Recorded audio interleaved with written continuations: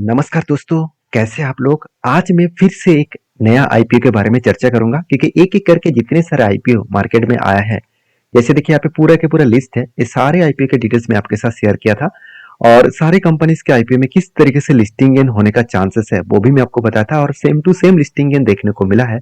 और आज इसी तरीके से और एक नया आईपीओ के बारे में चर्चा करूंगा जो मतलब 6 तारीख से स्टार्ट होगा और 8 तारीख में इसका आईपीओ का लास्ट डेट रहेगा। वो कंपनी का नाम कौन सा है? उस कंपनी का नाम है स्टैंडर्ड ग्लास लाइनिंग। तो इस स्टैंडर्ड ग्लास लाइनिंग के बारे में आज चर्चा करूंगा, डिटेल्स में बताऊंगा और ये भी बताऊंगा कि इस कंपनी के ऊपर आईपीओ में अच्छा खासा लिस्टिंग गेन क्या सही में आ सकते हैं? क्या इस गिरावट के माहौल में निफ्टी सेंसेक्स जहां पे लगातार गिरते चले जा रहे हैं, उस टाइम में भी कंपनी का अच्छा खासा परफॉर्मेंस कर पाएगा? तो सारे डिटेल्स जानने के लिए इस वीडियो को पूरा देखिए और चैनल को सबसे पहले सब्सक्राइब कर लीजिए क्योंकि इसी तरीके से अपडेट मैं कंटिन्यूसली आपके साथ शेयर करता रहूंगा। तो सबसे पहले कंपनी के डिटेल्स के बारे में बात करूं तो आप यहाँ पे ऑफिशियल वेबसाइट में सबसे पहले आ चुका हूँ। सबसे पहले आप ये देख लीजिए कंपनी का काम कौन सा है, कंपनी करता क्या है। क्योंकि देखिए किसी भी कंपनी के ऊपर काम करने से पहले उसका बिजनेस को समझना पड़ेगा। उसका बिजनेस समझना इसीलिए जरूरी है क्योंकि देखिए बिजनेस के बारे में अगर आपको पता नहीं है तो कंपनी के ऊपर आप आंख बंद करके निवेश करेंगे तो आप बुरी तरीके से फंस सकते हैं। तो आप देख सकते हैं कंपनी का नाम है स्टैंडर्ड ग्लास। तो स्टैंडर्ड ग्लास जो है वो जो बेसिकली एक देखा जाए तो अगर मैं कंपनी के अबाउट सेक्शन में जाऊं तभी आपको पता चलेगा कि एक्चुअली कंपनी करता क्या है। उसके बाद में मैं आपको ऑफिशियल वेबसाइट दिखाऊंगा। आप देख सकते हैं कंपनी स्टार्ट हुआ था 2012 में और स्टैंडर्ड ग्लास लाइनिंग जो टेक्नोलॉजी लिमिटेड है वो बेसिकली मैन्युफैक्चरिंग करते हैं किसका? Engineering equipments. ध्यान रखिएगा इस चीजों को। Engineering equipment for pharmaceuticals and chemical स्टो मतलब सेक्टर है, उस chemical sector and pharmaceutical sector के लिए जो इलेक्ट्रिकल सॉरी इंजीनियरिंग जो इक्विपमेंट्स है वो ही बनाते हैं फॉर इंडिया के लिए। The company has the capacity to manage the entire products process in in hours. तो मतलब ऑब्वियसली कंपनी का जो प्रोडक्ट है वो आपको पता चल चुका है। कंपनी एक्चुअली मैन्युफैक्चरिंग करते हैं इंजीनियरिंग इक्विपमेंट्स। तो चलो अभी ऑफिशियल वेबसाइट में जाकर आपको दिखाते हो, देख सकते हैं कुछ इस तरीके से इंजीनियरिंग जो इक्विपमेंट्स है वो कंपनी बनाते हैं। तो जो ग्लास लाइन जो मतलब एई जो रिएक्टर्स है, साथ ही साथ ग्लास लाइन सीई रिएक्टर्स है। तो जिस तरीके से मेडिकल इक्विपमेंट्स के लिए जो ग्लास बनाए जाते हैं, मतलब छोटे छोटे जो ग्लास का मैन्युफैक्चरिंग और केमिकल रखने के लिए जो प्रोडक्ट बनाए जाते हैं, मतलब जो ग्लास का क्या बोलूं, ग्लास का जो इक्विपमेंट्स बनाए जाते हैं तो वही बनाने के लिए जो मशीनरी है वो मशीनरी कंपनी बनाते हैं। तो बेसिकली आप यहाँ पे देख सकते हैं कंपनी का प्रोडक्ट, कंपनी का मशीनरी, कंपनी का फैक्ट्रीज, सारे डिटेल्स यहाँ पे दिया गया है और टेक्नोलॉजी सब कुछ यहाँ पे मेंशन किया गया है। इसी बेसिस में कंपनी काम कर रहा है। तो कंपनी का अगर प्रोडक्ट लिस्ट में जाएंगे तो आपको लंबा सा एक लिस्ट मिलेगा। तो प्रोडक्ट ऑल प्रोडक्ट्स के ऊपर क्लिक करना, तो देखिए जो जो प्रोडक्ट कंपनी बना रहा है वो प्रोडक्ट का लिस्ट आपको देखने को मिल जाएगा। तो बेसिकली इस प्रोडक्ट की मार्केट में डिमांड तो है क्योंकि देखिए कंपनी दो कैटेगरीज में काम कर रहा है, एक फार्मास्यूटिकल्स और दूसरा है केमिकल्स, जिसका मार्केट में बहुत ज्यादा डिमांडेबल है और हमेशा रहेगा क्योंकि फार्मास्यूटिकल्स कभी भी सेक्टर बंद तो नहीं होगा, धीरे धीरे और भी ज्यादा ग्रोथ होगा। और उसी तरीके से केमिकल प्रोडक्ट जिस तरीके से ग्रोथ हो रहा है, आगे चल के केमिकल इंडस्ट्रीज बहुत ज्यादा बूस्ट होने वाला है। तो दोनों चीजों के लिए जो इन मशीनरीज की जरूरत है वो मशीनरीज कंपनी बनाते हैं। मतलब कंपनीज में एक ग्रोथ तो है। तो मतलब कंपनी में एक डिमांडेबल ग्रोथ तो है। अभी चलो बाकी डिटेल्स भी देख लेते हैं कंपनीज के बाकी क्या बताया जा रहा है।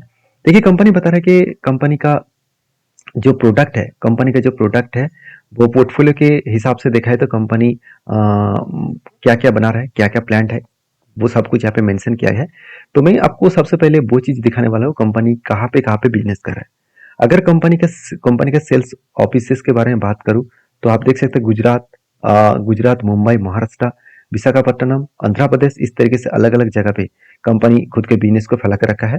साथ ही साथ कंपनी का बिजनेस जो है वो मतलब दिल्ली से लेकर तमिलनाडु से लेकर चेन्नई, गुजरात, बेंगलुरु, कर्नाटका, तो इस तरीके से आंध्र प्रदेश, इस तरीके से जगह पे ऑल ओवर इंडिया में कंपनी बिजनेस को फैला कर रखा। तो टोटल इसका एम्प्लॉय जो है 460 इसका फुल टाइम एम्प्लॉय है और 731 इसका कॉन्ट्रेक्चुअल एम्प्लॉय है। तो बेसिकली कंपनी बिजनेस में अच्छा खासा ग्रोथ करने के लिए बिजनेस को स्टेबल कर रहा है। कंपनी का स्ट्रेंथ क्या है आप देख सकते हैं। कंपनी का स्ट्रेंथ मतलब कंपनी में कितना स्पेशलिटी है, कंपनी का ग्रोथ कितना है। देखिए कंपनी बता रहा है कि स्पेशलिस्ट किसके ऊपर है, तो यहाँ पे बताया जा रहा है कि specialist engineering equipments manufacturer for the pharmaceuticals and chemical sectors. तो बेसिकली दोनों सेक्टर के ऊपर कंपनी जो स्पेशलिस्ट जो इंजीनियरिंग इक्विपमेंट्स है वो बनाते हैं। तो यहाँ पे तो कंपनी का स्ट्रेंथ ऑब्वियसली है। और दूसरी बात है कस्टमाइज द इनोवेट जो एक्चुअली रेंज है product through enter pharmaceuticals and chemical manufacturing value chain. मतलब देखा जाए तो कंपनी बता रहा है कि इस सिस्टम में मतलब फार्मास्यूटिकल एंड केमिकल सेक्टर में जो वैल्यू चेन है उसको अच्छी तरीके से कंपनी मैन्युफैक्चरिंग को बिल्ड किया है। तो मतलब कंपनी एक स्ट्रॉन्ग एंड स्टेबिलिटी के हिसाब से यहाँ पे काम कर रहा है और आगे भी बढ़ रहा है। तो सारे डिटेल्स यहाँ पे देख सकते हैं। अभी चलो कंपनी का मेन पॉइंट्स के ऊपर चला जाता है, वो है कंपनी का फाइनेंशियल डिटेल्स। कंपनी ऐसा कर रहा है वैसा कर रहा है बहुत कुछ तो बोल सकते हैं, उसका फाइनेंशियल डिटेल्स में ही पता चलेगा कंपनी कर रहा है। अगर देखा तो कंपनी के एसेट जो है वो लगातार ग्रोथ हुआ है, अच्छा खासा ग्रोथ हुआ 2022 से लेकर 2024 तक। तो कंपनी देखा जाए तो 298 से लेकर सीधा सीधा 665 करोड़ तक कंपनी जंप किया एसेट को।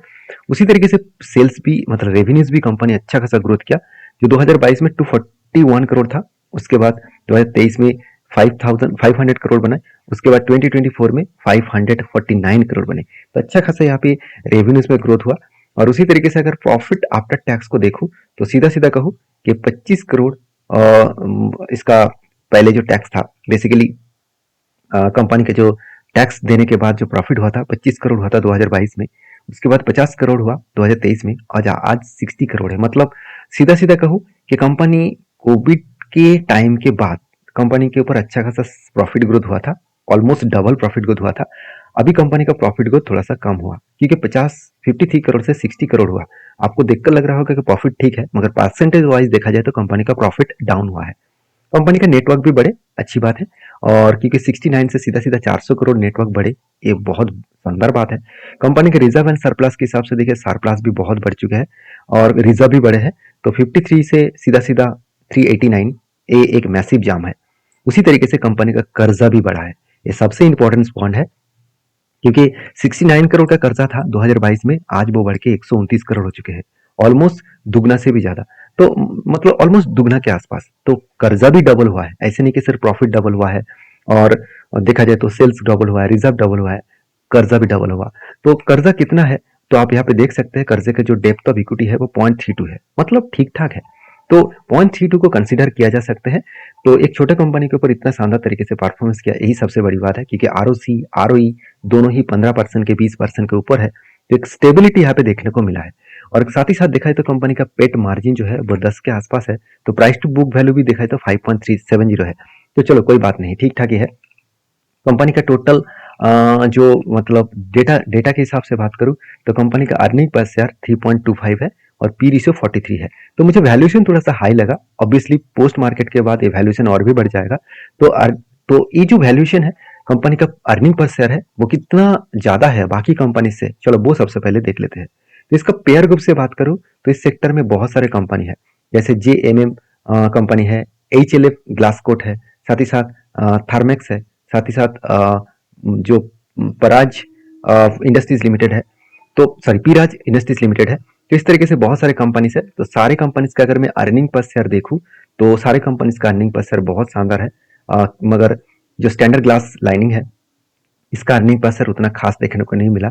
और वैल्यूएशन के बारे में बात करूं पी रेशियो में, कंपनी का पी रेशियो देखने को मिला था कितना, अभी मैं आपको बताया था कि 47, चलो एक बार सॉरी 43 के आसपास है। और बाकी कंपनीज का पी रेशियो देखिए 32-56 है। ओवरऑल देखा जाए तो इसका एवरेज अगर कैलकुलेट किया जाए तो पी रेशियो ठीक ठाक ही है, सेक्टर वाइज ठीक ठाक ही है। और बाकी अर्निंग पर शेयर बहुत कम देखने को मिला।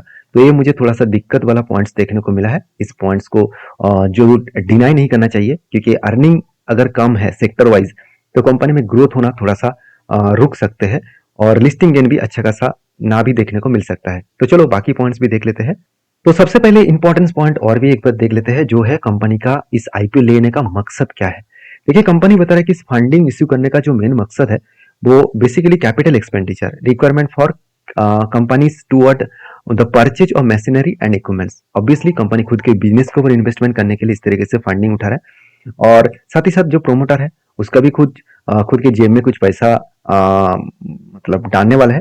तो इसीलिए इस आईपीओ को वो लॉन्च करने जा रहा है। तो उसके डिटेल्स कहाँ पे मिलेगा, चलो एक बार मैं आपको दिखा रहा हूँ। ये देखिए सारे डिटेल्स में चित्तारगढ़.com इस साइट से दिखा रहा हूँ, तो आप जाकर इस साइट में देखिए, बहुत शानदार ऑफिशियल वेबसाइट है। तो यहाँ पे देखिए आईपीओ का जो डेट है वो 6 तारीख से 8 तारीख इसका लास्ट डेट रहेगा। इसका फेस वैल्यू 10 रुपए के हिसाब से 133 से लेकर 140 रुपीज तक इसका प्राइस रखा गया है। तो प्राइस बैंड देखा जाए तो सस्ते में रखा गया है और इसका 107 शेयर खरीदारी करना होगा। और बेसिकली इस आईपीओ का टोटल इशू साइज है 410 करोड़, उनमें से 210 करोड़ फ्रेश इशू है और 200 करोड़ करीबन ऑफर पर सेल है। मतलब 200 करोड़ कंपनी के प्रोमोटर के जेब में जाएगा और 210 करोड़ कंपनी के बिजनेस के ऊपर इन्वेस्टमेंट किया जाएगा, जो मशीनरी और कैपिटल एक्सपेंडिचर के लिए खर्चा किया जाएगा। तो इस आईपीओ बीएससी एनएससी दोनों में लिस्टिंग होता देखने को मिलेगा। और आईपीओ का ओपनिंग डेट है 6 तारीख, क्लोजिंग होगा 8 तारीख, बेसिक अलॉटमेंट हो जाएगा 9 तारीख को, और अगर आईपीओ नहीं मिला तो 10 तारीख पैसा रिफंड किया जाएगा। और देखा जाए तो लिस्टिंग डेट देखने को मिलेगा 13 तारीख को। तो सारे डिटेल्स यहाँ पे मेंशन आपको किया हूँ। अभी लास्ट इंपॉर्टेंस पॉइंट के ऊपर चला जाता हूँ, वो है इस कंपनी का ग्रे मार्केट प्रीमियम। तो ग्रे मार्केट प्रीमियम अगर देखूँ तो अभी तक कोई ग्रे मार्केट प्रीमियम स्टार्टिंग हुआ नहीं, क्योंकि इस आईपीओ का डिटेल्स अभी तक आया, डिटेल से आया नहीं। तो अगर मुझे कमेंट्स करेंगे तो मैं जल्द से जल्द इसका last date grey market premium देखकर आपको बताऊंगा। तो सारे पॉइंट्स को सामने रखते हुए मैं एक ही बात कहूंगा, अभी आईपीओ में जितने सारे आईपीओ आए हैं सारे कंपनी अच्छा खासा लिस्टिंग गेन देखने को मिले। सिर्फ एक दो कंपनी में लिस्टिंग गेन अच्छा खासा देखने को नहीं मिला है, बाकी सारे कंपनी अच्छा खासा लिस्टिंग गेन दिखाया है इस गिरावट के माहौल में भी। तो शायद इस कंपनी भी अच्छा खासा लिस्टिंग गेन दिखा पाएंगे अगर इसका ग्रे मार्केट प्रीमियम पॉजिटिव हो। तो अब जिस दिन इसका लास्ट डेट रहेगा आईपीओ खरीदने का, उसी दिन आप ग्रे मार्केट प्रीमियम को चेक करिए। आप सीधा सीधा गूगल में जाकर इस कंपनी का नाम लिखकर ग्रे मार्केट प्रीमियम लिखेंगे तो आपको ग्रे मार्केट प्रीमियम दिखेगा। तो कितना प्राइस में वो ग्रे मार्केट प्रीमियम दिख रहा है, उसके हिसाब से इस कंपनी का लिस्टिंग गेन होने का चांसेस रहेगा। तो ये मेरा ओपिनियन यही है कि आप आपके हिसाब से एक बार डीपली रिसर्च करें, उसके बाद काम करें। मेरा काम था आपको कंपनी के डिटेल्स के बारे में जानकारी देना, आपका काम है उसको वेरीफाई करके काम करना। तो मिलते हैं नेक्स्ट वीडियो में। इसी तरीके से वीडियो पाने के लिए फॉलो करिए, चैनल को सब्सक्राइब करिए और प्लीज एक लाइक कर दीजिएगा। Thank you.